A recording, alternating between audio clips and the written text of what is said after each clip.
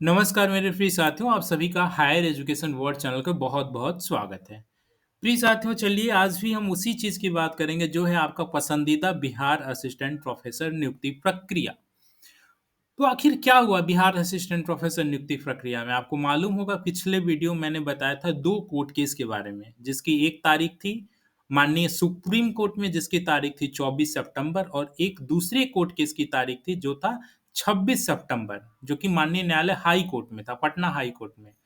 तो आप कहेंगे आखिर चल क्या रहा है? ये नियुक्ति प्रक्रिया एक जगह सुप्रीम कोर्ट में चल रही है, दूसरी ओर हाई कोर्ट में चल रही है। तो क्या इस नियुक्ति प्रक्रिया पे संकट के बादल हैं क्या?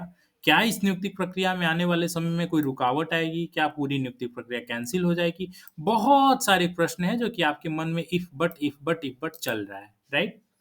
आज सबकी बात करेंगे। आखिर ये कोर्ट केस बार-बार हो क्यों रहे हैं? इसके मूल में, जड़ में क्या समस्याएँ हैं? इस तरह की चीज़ें बार-बार क्यों उत्पन्न हो रही हैं? सबकी बात करेंगे इसलिए चैनल पे आखिर तक बने रहिएगा। किसी भी प्रकार से इसको फॉरवर्ड आगे स्किप मत करिएगा और आगे बढ़ाइएगा नहीं क्योंकि आपके लिए महत्वपूर्ण सूचनाएँ छूट जाएँगी। ठीक है। देखिए, सबसे पहले हम बात करते हैं कि बार-बार कोर्ट केस हो क्यों रहे हैं? इसके बाद फिर हम आपको अपडेट बताते हैं कि 24 सितंबर जो कि माननीय सुप्रीम कोर्ट में था और 26 सितंबर जो कि माननीय हाई कोर्ट में था, उसमें क्या चीज़ें निकल के आईं। पहले हम देख लेते हैं आखिर बार-बार ये कोर्ट केस हो क्यों रहे हैं? क्या ख खामियाँ हैं? क्या कमियाँ रह गई हैं कि जो बार-बार नियुक्ति प्रक्रिया में व्यवधान उत्पन्न हो रहा है? आपकी जानकारी के लिए आप जान रहे होंगे अभी हाल ही में ये केमिस्ट्री विषय की इंटरव्यू होती है और माननीय न्यायालय द्वारा रिजल्ट प्रकाशन पे रोक लगा दिया जाता है, जो कि आज ही था। 26 सितंबर तक रोक लगाई गई थी, जो कि संभवतः ऐसी सूचना मिल रही है कि पुनः से उस रोक को अनिश्चित काल के लिए टाल दिया गया है। आप कहेंगे ये अनिश्चित काल क्या होता है? ऐसा कैसे अनिश्चित काल? कोई तो तारीख होगा, कोई तो कुछ होगा, ऐसा कैसे है कि पुनः से इस रोक को आगे तक बढ़ा दिया गया है? क्या है, कैसे है, हम आपको सब कुछ बता देंगे। लेकिन पहले थोड़ा देख लीजिए कि आखिर ये कोर्ट केस बार-बार हो क्यों रहे हैं? देखिए, इस कोर्ट केस होने की सबसे प्रमुख वजह क्या है? इस नियुक्ति प्रक्रिया का स्टैच्यूट। स्टैच्यूट मतलब नियमावली, राइट? जिस नियमावली के अंतर्गत ये नियुक्ति प्रक्रिया की जा रही है। देखिए, इसमें शुरुआती स्तर पे ही बहुत सारी खामियाँ थी और मेरा यकीन मानिए अगर शुरुआती स्तर में ही इन सब चीज़ों को, इन खामियों को दूर कर लिया गया रहता, तो शायद आज इतने ज़्यादा व्यवधान नहीं उत्पन्न होते, जो आज सुप्रीम कोर्ट, हाई कोर्ट बार-बार आप देखते हैं। कोई भी विषय की इंटरव्यू शुरू होती है, अभ्यर्थी का रिजल्ट नहीं आता है, तुरंत लेकर के कहाँ पहुँच जाता है, कोर्ट पहुँच जाता है। जिस किसी का भी मैं देख रहा हूँ, जिस किसी का भी रिजल्ट नहीं आ रहा है, वो सीधे माननीय न्यायालय पहुँच जा रहा है। उसको लगता है कि वहाँ से मुझे रिलीफ़ मिलेगी और मेरा रिजल्ट में नाम आ जाएगा और मेरा रिजल्ट आ जाएगा। आप कहेंगे क्या ऐसा संभव है प्रैक्टिकली? बिल्कुल संभव नहीं है। लेकिन फिर आखिर कोर्ट क्यों जा रहे हैं? इसलिए कोर्ट केस ये जा रहे हैं क्योंकि इस वास्तव में इस नियुक्ति प्रक्रिया में बहुत सारे ग्लिचेज़ हैं, खामियाँ हैं। लूप होल्स हैं। क्या-क्या लूप होल्स हैं? आप टीचिंग एक्सपीरियंस इस नियुक्ति प्रक्रिया में सबसे ज़्यादा किसको नंबर अगर बेनिफिटेड है तो टीचिंग एक्सपीरियंस। टीचिंग एक्सपीरियंस एक बहुत बड़ा फर्जीवाड़ा हम कहें तो। इसको फर्जीवाड़ा इसलिए कहेंगे क्योंकि अभी माननीय न्यायालय द्वारा मात्र 2 अभ्यर्थियों की इंक्वायरी कराई गई थी। आपको याद होगा पिछले वीडियो में तो मैंने बताया था और 2 अभ्यर्थियों की इंक्वायरी में क्या पाया गया कि दोनों अभ्यर्थी के वास्तव में जो टीचिंग एक्सपीरियंस थे, वो ग्रेजुएशन लेवल के थे। मतलब वो जो बीए पढ़ रहे थे तभी से उनके टीचिंग एक्सपीरियंस को काउंट करके बनाया गया था। मात्र 2 की इंक्वायरी और 2 फर्जी निकल गए। और क्या खामियाँ हैं? और खामियाँ ये हैं कि इसमें जहाँ पे जिन विश्वविद्यालयों में, फ़ॉरेन यूनिवर्सिटीज़ में, जहाँ पे रजिस्ट्रार जैसे पद ही नहीं होते हैं, वहाँ पर टीचिंग एक्सपीरियंस कैसे सिग्नेचर किया हुआ होगा? क्योंकि इन्होंने एक कांस्टेंट नियमावली बना दी थी कि टीचिंग एक्सपीरियंस पे रजिस्ट्रार का सिग्नेचर होना अनिवार्य होगा। अच्छा, बहुत सारे संस्थानों में रजिस्ट्रार द्वारा सिग्नेचर किया जाना यह अनिवार्य शर्त भी नहीं है। तो वहाँ पे रजिस्ट्रार सिग्नेचर करते ही नहीं हैं। अच्छा, कई जगह पे ये भी स्थिति है कि रजिस्ट्रार सिग्नेचर तो करते हैं, लेकिन जो कॉलेज या डिपार्टमेंट द्वारा जो इश्यू एक्सपीरियंस सर्टिफिकेट होता है, उसपे सिग्नेचर नहीं करते हैं।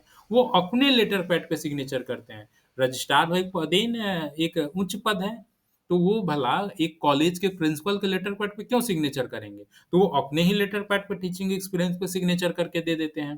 तो इन सभी तरह के टीचिंग एक्सपीरियंस को आयोग द्वारा खारिज कर दिया जाता है। क्यों? क्योंकि आयोग का एक क्लियर और स्पष्ट फंडा है कि वो किस तरह के एक्सपीरियंस को मानता है, जिसपे आपके कॉलेज के प्रिंसिपल का सिग्नेचर हो या फिर अगर यूनिवर्सिटी में ही आप पढ़ा रहे हैं, तो यूनिवर्सिटी के हेड ऑफ द डिपार्टमेंट का सिग्नेचर हो और रजिस्ट्रार का सिग्नेचर हो और इस तरह के एक्सपीरियंस होंगे तो उसको मान्य कर रहे हैं।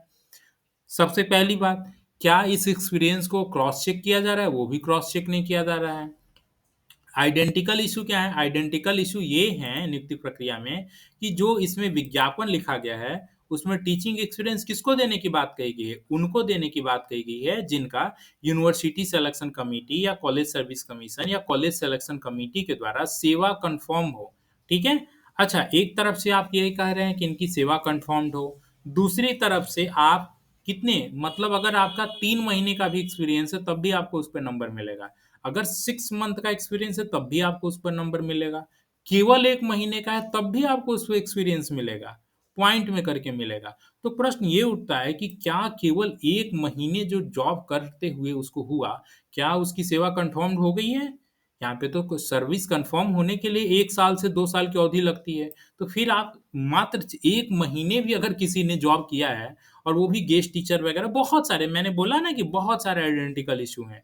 पहली बात तो ये सेवा कन्फर्मेशन वाली चीज़ है, ठीक है? दूसरी बात ये है कि यहाँ पर जो एक इंस्टीट्यूट इन्होंने स्पष्ट रूप से लिख रखा है कि कॉलेज सर्विस कमीशन या इनके द्वारा हुआ होना चाहिए, उसके लिए कोई सर्टिफ़िकेट भी नहीं ले रहे हैं। कोई सर्टिफ़िकेट लेके एग्ज़ामिन नहीं कर रहे हैं, फॉर्म 16 नहीं जाँच कर रहे हैं, इनकी सैलरी स्लिप नहीं देख रहे हैं, सर्टिफ़िकेट फर्ज़ी है, ओरिजिनल है, क्या नहीं है, कुछ जाँच ही नहीं हो रहा है। इस वजह से इसमें बहुत सारे आइडेंटिकल इश्यू थे, विज्ञापन को लेकर के समस्याएँ थीं। और ये समस्याएँ अब गंभीर होते जा रही हैं। तो आज का अब हम चलते हैं, अच्छा एक चीज़ और, इस समस्या का क्या निदान शुरू में किया जा सकता था? बिल्कुल किया जा सकता था। जितने भी आइडेंटिकल इश्यू थे, अगर उस पर शुरू में ही इन समस्याओं को लेकर के अगर माननीय न्यायालय में अभ्यर्थी गए रहते, तो आज इतनी बार-बार रुकावटें नहीं आती। आज बार-बार रुकावटें, इतना लंबा अवधि भी नहीं लगा रहता। लेकिन अभ्यर्थी कोर्ट केस किस चीज़ को लेकर किए? वो नंबर ऑफ सीट्स को लेकर किए हैं, कि नहीं साहब सीट में हेर-फेर है। जो सीट है ना वो अधिक दी गई है मेरे कैटेगरी में, तो नहीं साहब उनके कैटेगरी में सीट अधिक दी गई है।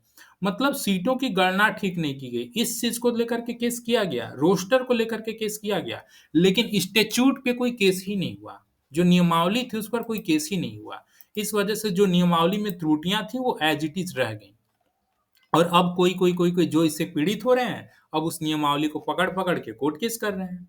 ठीक है? अब स्टैच्यूट पे ही कोर्ट केस किया जा रहा है। स्टैच्यूट प्रावधान ही गलत थे, नियुक्ति प्रक्रिया में जो नियम बनाए गए उसमें भी कई तरह की खामियाँ थीं।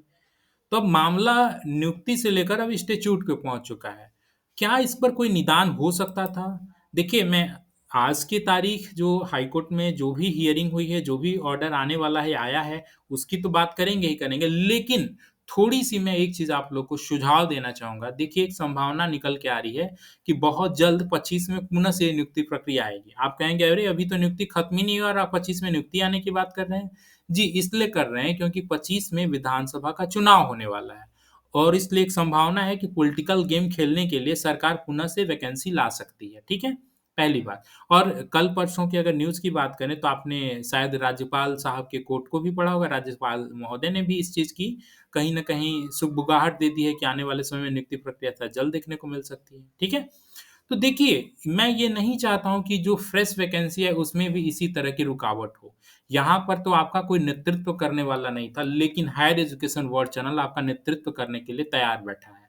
और आने वाले समय में इस तरह के कोई आइडेंटिकल इश्यू ना हो, इसी तरह से बार-बार व्यवधान ना उत्पन्न हो, कई अभ्यर्थियों के का अहित हो और कई अभ्यर्थियों का हित हो। अब जैसे कोई फर्जीवाड़ा करने वाला है, वो तो बड़े आसानी से फर्जीवाड़ा कर लेगा और मेरा यकीन मानिए जब आज अभ्यर्थियों को ये पता चल चुका है कि टीचिंग एक्सपीरियंस का तो क्रॉस वेरिफिकेशन होता ही नहीं है विश्वविद्यालय से। तो आज के डिजिटल युग में टीचिंग एक्सपीरियंस सर्टिफिकेट बनाना तो बहुत आसान है। कंप्यूटर से आराम से बनाया जा सकता है, मुहर, सिग्नेचर सब कुछ बनाया जा सकता है। तो आने वाली नियुक्ति प्रक्रिया में तो और फर्जीवाड़ा होगा। इसलिए इन सभी चीज़ों पर रोक लगाने के लिए ताकि आने वाला नियुक्ति प्रक्रिया है, कम से कम वो क्लीन चिट हो, इन तरह की खामियों से न भरा हुआ हो, इसके लिए आप हायर एजुकेशन वर्ल्ड चैनल से जुड़ जाइए। आपको डिस्क्रिप्शन में व्हाट्सएप का ग्रुप लिंक दिया हुआ है, ठीक है? डिस्क्रिप्शन में है, कमेंट सेक्शन में व्हाट्सएप ग्रुप लिंक दिया हुआ है हायर एजुकेशन वर्ल्ड चैनल का। अब तक जो लोग जुड़ चुके हैं, उनका तो बहुत अच्छा है, वेलकम है आपका और जो अभी तक भी नहीं जुड़े हैं, वो उस लिंक के माध्यम से ग्रुप में जुड़ जाएँ। चलिए, तो अब हम आगे की बात करते हैं। ये तो रही भविष्य में जो आने वाली संभावना है, उसमें कैसे कोई इस तरह की चूक ना आए, इसकी वजह से आपको ये मेरा सुझाव था। अब वर्तमान की नियुक्ति प्रक्रिया में जो 24 तारीख को हियरिंग हुई, जो माननीय सुप्रीम कोर्ट में, उसकी क्या अपडेट है? पहले उसकी अपडेट की बात कर लेते हैं, फिर आज वाले अपडेट की बात करते हैं। देखिए, सुप्रीम कोर्ट में जो हुआ, उसमें ये कहानी है कुल मिलाकर के कि इसमें पुनः से डेट टाल दी गई है। ये कब तक टाल दी गई? 25 अक्टूबर 2024 को। ये सुप्रीम कोर्ट में मामला किस चीज़ को लेकर के है? तो रोस्टर को लेकर के है। मतलब सीट आवंटन ठीक ढंग से नहीं हुआ है। विभिन्न-विभिन्न कैटेगरी में किसी की में सीट कम है, तो किसी में अधिक है। कहने का मतलब कि रिज़र्वेशन अच्छे से पालन नहीं किया गया, इस वजह से ये कोर्ट केस किया गया था। ये 25/10/2024 तक फिर से टाल दिया गया है। देखिए, हम सभी बातों का सार भी आपको बताएँगे कि आने वाले समय में क्या संभावना बनती है इस कोर्ट केस को लेकर के।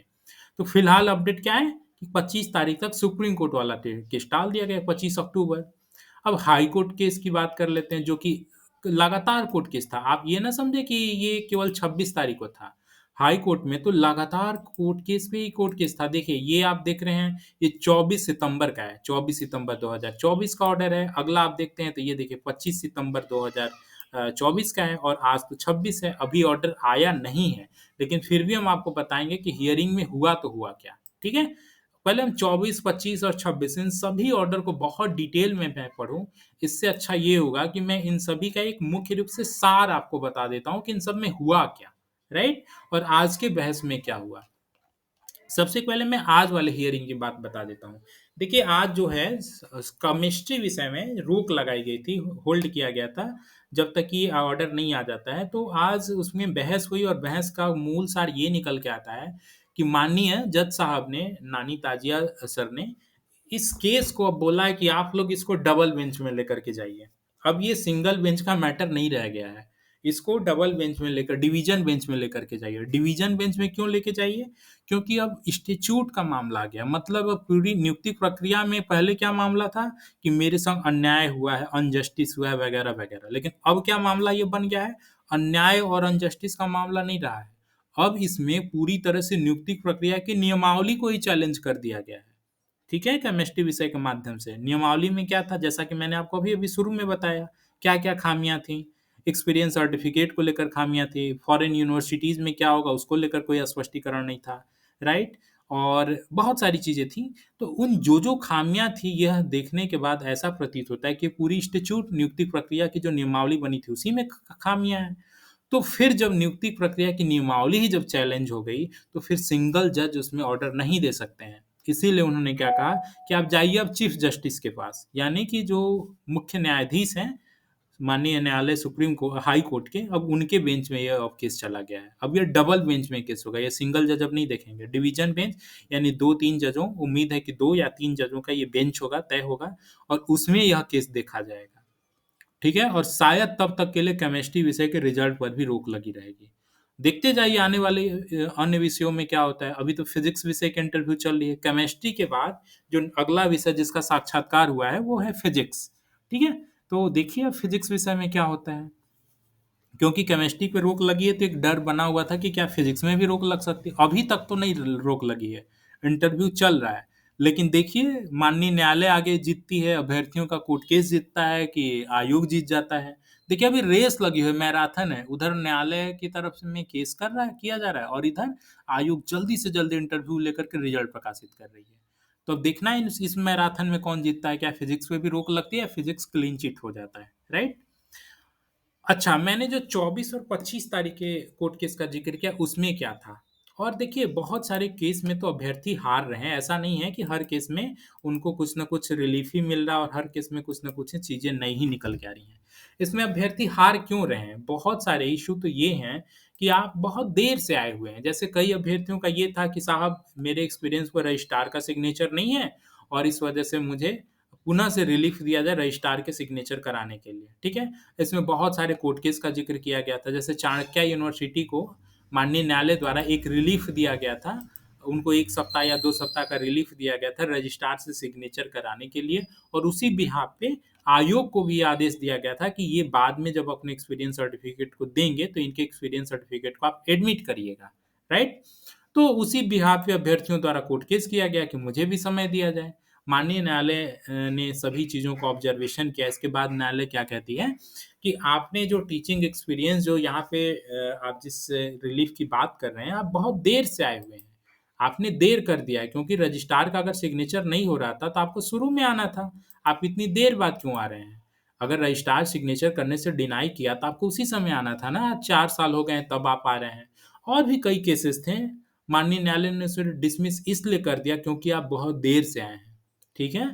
तो जैसा कि मैंने आपको शुरू में ही बताया कि आने वाले समय में अगर किसी प्रकार की इस तरह की खामियाँ रह जाती है, तो उसमें आमूल-चूल संशोधन अगर शुरुआत में आप करा लेते हैं, तो वो आने वाली नियुक्ति में बेहतर होगा। ठीक है? इसलिए आप हायर एजुकेशन बोर्ड चैनल से तो जुड़ ही जाइएगा। तो इस नियुक्ति प्रक्रिया में कुल मिला के क्या निकल के आ रहा है? क्या हो सकता है? आपके मन में अब रिजल्ट की ओर आप जानना चाहेंगे कि इस सारे सुप्रीम कोर्ट, हाई कोर्ट इन सब में क्या ऑर्डर देखने को मिल सकता है? देखिए, ये हायर एजुकेशन वर्ल्ड चैनल का ऑब्जर्वेशन है। मुझे नहीं पता आने वाले भविष्य में क्या होगा। कोर्ट केस के बारे में कोई भी प्रेडिक्ट नहीं कर सकता क्योंकि ऑर्डर देने वाले तो जज साहब हैं। लेकिन जो मेरा अपना प्रेडिक्शन लगता है, चूँकि नियुक्ति प्रक्रिया बहुत आगे बढ़ चुकी है, लगभग 30 विषय के रिजल्ट प्रकाशित हो चुके हैं और ऐसी स्थिति में किसी प्रकार का नियमावली में हेर-फेर करना, नियमावली में बदलाव होना, पूरी नियुक्ति प्रक्रिया को कैंसल कर सकता है, ठीक है? तो ऐसी अच्छा नियुक्ति प्रक्रिया कैंसल होगी तो ऐसा नहीं है कि इसमें केवल सरकार का लॉस होगा, इसमें बहुत सारे अभ्यर्थी जो कि जॉइन कर चुके हैं, उनके फिर भविष्य पर एक प्रश्न चिन्ह उठता है। क्योंकि उनकी क्या गलती थी? उनकी तो कोई गलती नहीं थी। तो फिर भुक्तभोगी वो अभ्यर्थी क्यों बने? इसलिए मुझे जो लगता है केवल यह ग्राउंड कि बहुत सारे अभ्यर्थियों का इसमें चयन हो चुका है, जॉइनिंग हो चुकी है, यह एक स्ट्रॉन्ग ग्राउंड बनता है। तो ऐसा संभव है कि इस स्ट्रॉन्ग ग्राउंड के आधार पे शायद, मैं बार-बार ज़िक्र कर रहा हूँ शायद, हो सकता है इस ग्राउंड पे शायद ही कुछ भी ना हो। आने वाले समय में इसी तरह से कोर्ट केस होने के बावजूद भी इस आधार पे सभी चीज़ों को खारिज कर दिया जाए कि चूँकि नियुक्ति प्रक्रिया बहुत आगे बढ़ चुकी है और आप सभी बहुत देर से आए हैं, इसलिए अब शायद इसमें बहुत ज़्यादा रिलीफ़ नहीं दिया जा सकेगा। मेबी इस ग्राउंड पे इस नियुक्ति प्रक्रिया को कैंसल कर दिया केसेस को डिसमिस कर दिया जाए, राइट? ये ऐसा मुझे लगता है, ये मेरा प्रेडिक्शन है, हायर एजुकेशन वर्ल्ड चैनल का प्रेडिक्शन है। ठीक है? अच्छा, अब आपके मन में और भी बहुत सारे प्रश्न होंगे रिसर्च पेपर को लेकर के कि रिसर्च पेपर में भी क्या नंबर काटे जा रहे हैं, उस कोर्ट केस का क्या हुआ? चूँकि रिसर्च पेपर में भी एक बहुत ही आइडेंटिकल इश्यू था। ये इश्यू था कि एक्सपर्ट में जो पैनलिस्ट आते हैं, उनके द्वारा बहुत सारे रिसर्च पेपर पे नंबर काटे जा रहे थे। और एडवर्टाइज़मेंट में ऐसा कहीं नहीं लिखा था कि रिसर्च पेपर की एग्ज़ामिन कौन करेंगे, एक्सपर्ट पैनल करेंगे। चूँकि ऑलरेडी रिसर्च पेपर जो पब्लिश होते हैं, उस जर्नल के एडिटोरियल बोर्ड द्वारा उस जर्नल में जो-जो रिसर्च पेपर आए हुए होते हैं, उनका ऑब्ज़र्वेशन किया जा चुका होता है। तो जब पहले ही एक पैनल जो कि उस जर्नल के एडिटर बोर्ड द्वारा, एडिटोरियल मेंबर द्वारा जब सब कुछ एग्ज़ामिन किया जा चुका है, तो दोबारा से एक सब्जेक्ट एक्सपर्ट का पैनल बिठा कर के उसकी जाँच करना, तो या तो अगर ऐसी स्थिति में जाँच करते हैं और आप कैंसल करते हैं, तब तो फिर प्रश्न चिन्ह ये खड़ा होगा कि वो वाले एडिटोरियल वोट फ़ॉल्स थे, फर्जी थे। उस रिसर्च पेपर को ही पूरी तरह से फिर निरस्त कर देना होगा। लेकिन उसी रिसर्च पेपर के आप किसी जर्नल को स्वीकृत कर रहे हैं, किसी को अस्वीकृत कर रहे हैं, तो ये सब भी कहीं न कहीं आइडेंटिकल इश्यू की ओर इंगित करता है। तो देखिए, जुड़े रहिए हायर एजुकेशन वर्ल्ड चैनल पे। अगर ऐसा कुछ भी होता है, जो कि इस नियुक्ति प्रक्रिया को प्रभावित करता है, तो चैनल पे आपको ज़रूर देखने को मिलेगा। लेकिन वर्तमान में मेरा सुझाव यही है, आप जिस भी विषय के अभ्यर्थी हों, आप पुरज़ोर तरीके से आप अपने इंटरव्यू की तैयारी करिए। क्योंकि आप देख रहे हैं आयोग बैक टू बैक बहुत तेज़ी से यहाँ पे इंटरव्यू ले रहे हैं और रिज़ल्ट भी प्रकाशित कर रहे हैं, ठीक है? हाँ, अलग बात है किसी-किसी में रोक लग जा रही है, तो उसमें रिज़ल्ट पे तो रोक लग ही जा रही है। लेकिन अगर रोक नहीं लगती है, तो ये जल्द से जल्द रिज़ल्ट प्रकाशित करें और इवेन जॉइनिंग भी बड़ी तेज़ी से हो रही है। अभी इकोनॉमिक्स का कितना ही दिन हुआ था रिज़ल्ट आए हुए। इकोनॉमिक्स की जॉइनिंग भी शुरू हो गई है, काउंसलिंग कई-कई विश्वविद्यालयों में होने लगा है, राइट? तो आप सभी कमर कस लें और तेज़ी से अपने इंटरव्यू पर फ़ोकस्ड रहें और अच्छे से तैयारी करें। एक चीज़ मैं आपको सुझाव देना चाहूँगा, देखिए हायर एजुकेशन वर्ल्ड चैनल के द्वारा जो मॉक इंटरव्यू लिया जाता है, उसमें यह देखा गया है कि बहुत सारे ऐसे अभ्यर्थी थे जिनके द्वारा अभी बहुत ज़्यादा वर्क किया जाना बाकी है। तो जो 11th आवर का इंतज़ार कर रहे हैं, आखिरी समय का इंतज़ार कर रहे हैं कि नहीं, मेरे विषय की बारी आएगी तब हम मॉक इंटरव्यू देंगे। अगर आप यह सोच के रखे हैं, तो मैं आपसे यही कहूँगा ऐसे प्रतिभागी हमारे यहाँ मॉक इंटरव्यू के लिए कोई रजिस्ट्रेशन आपको कराने की ज़रूरत नहीं है। क्यों नहीं ज़रूरत है? क्योंकि अगर आप बहुत देर से आते हैं 11th आवर में तब क्या ही अपनी खामियों पे आप वर्क कर पाएँगे? बहुत सारे ऐसे अभ्यर्थी थे। मुझे ताज्जुब हुआ फिज़िक्स का आपको जानकारी मैं दे दूँ हायर एजुकेशन वर्ल्ड चैनल द्वारा जो मॉक इंटरव्यू लिया जा रहा है, उधर फिजिक्स की इंटरव्यू शुरू हो गई है और इधर हम लोग भी मॉक इंटरव्यू ले रहे थे। मतलब अभ्यर्थी कल इंटरव्यू देने वाला है और आज हम लोग मॉक इंटरव्यू ले रहे हैं। उधर भी इंटरव्यू चल रही थी और इधर एक हायर एजुकेशन वर्ल्ड चैनल की भी इंटरव्यू चल रही थी, सेम विषय की। यही हाल हमने केमिस्ट्री में भी किया था और यही चीज़ हम लोगों ने इकोनॉमिक्स में भी देखा और यही चीज़ अभी वर्तमान में जो फिजिक्स की चल रही है, हमने कल तक फिजिक्स का इंटरव्यू लिया है। आज अभ्यर्थी इंटरव्यू देने वाला और हम कल तक इंटरव्यू ले रहे हैं। ये स्थिति हम लोगों की है। तो प्लीज़ आप 11th आवर में जो सोचते हैं कि आपके विषय की औपबंधिक सूची जब निकल आएगी तब मॉक इंटरव्यू देंगे या तब मॉक इंटरव्यू के लिए रजिस्ट्रेशन करेंगे, तो प्लीज़ आप ऐसे लोग आप मॉक इंटरव्यू ना दें तो वही आपके लिए बेहतर है, क्योंकि 11th आवर में देने का कोई मतलब ही नहीं है। आप अपनी खामियों पे क्या ही वर्क कर पाएँगे। ठीक है? तो बस यही है कि आप सक्षम हैं तो बहुत अच्छी बात है, आप तैयारी करिए, अच्छे से अच्छे प्रयास करिए, सफल होइए और अगर आप चाहते हैं कि नहीं मॉक इंटरव्यू में भाग लेना है लेकिन 11th आवर में भाग लेना है तो प्लीज़ ऐसे लोग मॉक इंटरव्यू जो हायर एजुकेशन बोर्ड चैनल द्वारा लिया जाता है उससे आप दूरी बना लें, ठीक है? जो चाहते हैं कि नहीं रियल में मैं चाहता हूँ कि मेरा रिज़ल्ट में नाम आए, इंटरव्यू बेहतर जाए, तब आप देर ना करें और जल्द से जल्द इंटरव्यू के लिए अपने आप को रजिस्टर्ड कर लें मॉक इंटरव्यू के लिए। और एक चीज़ और सूचना है, देखिए आप जितने लोग जॉइन कर रहे हैं या आने वाले समय में जॉइन करेंगे या रिसर्च स्कॉलर हैं, आप सभी के लिए आने वाले समय में एक बहुत ही अच्छा कॉन्फ्रेंस आपको मिलने वाला है, जो कॉन्फ्रेंस प्राइम मिनिस्टर ऑफिस के द्वारा फंडेड है, पीएमओ ऑफिस के द्वारा, ठीक है? उस सेमिनार से जुड़ने का, उस कॉन्फ्रेंस से जुड़ने का आपको सुनहरा मौका है। इत्तेफ़ाक से हायर एजुकेशन वर्ल्ड चैनल की उसमें महती भूमिका रहेगी। उसमें मैं भी को-कन्वीनर हूँ और मैं स्वयं भी मौजूद रहूँगा उस सेमिनार में। ये सेमिनार आगरा यूनिवर्सिटीज़ के द्वारा होने वाली है और जैसा कि मैंने बताया कि इसका फंडिंग जो है फंडेड है किसके द्वारा? तो प्राइम मिनिस्टर ऑफिस के द्वारा फंडेड है, ठीक है? तो ये सभी चीज़ें आपके लिए बहुत ही फ्रूटफुल रहने वाली हैं। उस सेमिनार में अवार्ड है और भी बहुत सारी चीज़ें हैं, उसका डिटेल में मैं आपको एक वीडियो ले आऊँगा, तो आप चैनल पे जुड़े रहिए, आपको सभी सूचनाएँ समय-समय पे उपलब्ध होती रहेंगी। चैनल पे आखिर तक बने रहें, इसके लिए आपका बहुत-बहुत धन्यवाद। वीडियो पसंद आया करे तो लाइक किया करें ज़रूर, क्योंकि इससे मेरा भी मोटिवेशन लेवल बना रहता है। चलिए, आखिर तक बने इसके लिए बहुत-बहुत धन्यवाद। Thank you so much. और हाँ, जो नए व्यूअर हैं ना, उस चैनल को सब्सक्राइब कर लें। आप सब्सक्राइब कर लेते हैं तो होता क्या है ना, आपसे कोई भी सूचना मिस नहीं होती है। जैसे ही हायर एजुकेशन अवार्ड चैनल द्वारा वीडियो अपलोड किया जाता है, तुरंत आपको सूचना मिल जाती है। तो इस तरह से आप चैनल पे बने रहिए। Thank you so much.